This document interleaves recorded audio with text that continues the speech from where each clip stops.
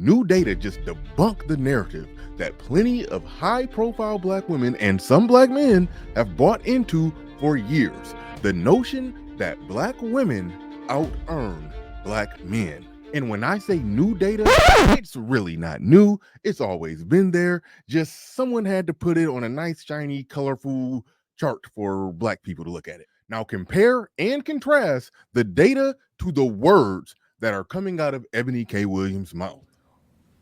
How women need to,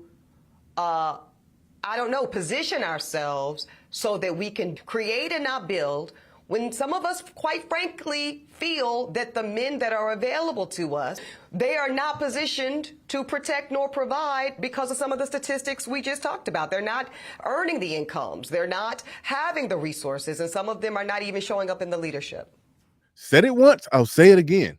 Every woman in this country is more educated than their men, and every group of men in this country out-earn their women. Black women are no different in that regard. Oh, and these stats here that black women have done a black girl magic parade on for like the last year, hopefully now everyone sees how these numbers were misused. These numbers don't show that black women out-earn or outpace black men.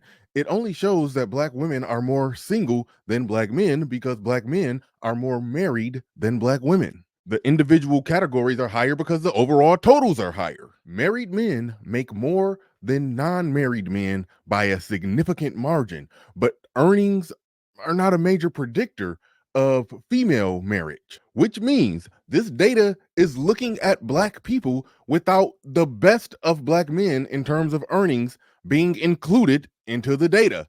Cue the Black Girl Magic Parade. Now let's listen to how wrong Tyler Perry sounds here. And I'm not talking about that light bill statement. I mean this statement.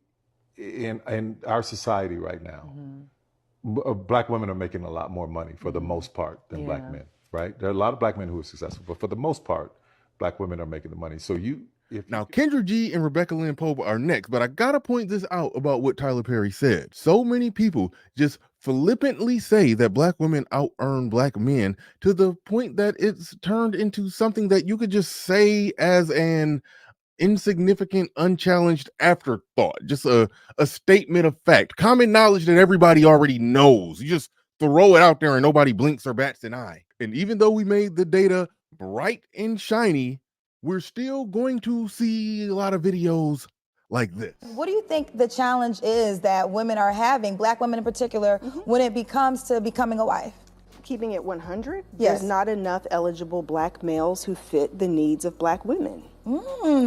By the time you dissect the demographics of finances, sexual orientation, what you end up drilling down into, because black women tend to want to marry black men. Right, right. So black women are excelling. They're getting accelerated degrees, graduate degrees, doctorate degrees. They're starting businesses. Black women are running circles around men. Right. And it's also shown in research that women want to marry on their same level of financial and educational status. Yeah. So if you're a black woman making $150,000 a year with a master's degree, you tend to want to marry a black man on that same level or higher. If black women are excelling at such an accelerated rate, how do men keep up with that? I think it's clear that they need to cling to this idea, because if they didn't, they would have to truly look at the real reason for their shortcomings in the dating market, which is colorism and featureism. I'm just playing. Tap the box to watch Corey Holcomb break down of the Jonathan Majors verdict.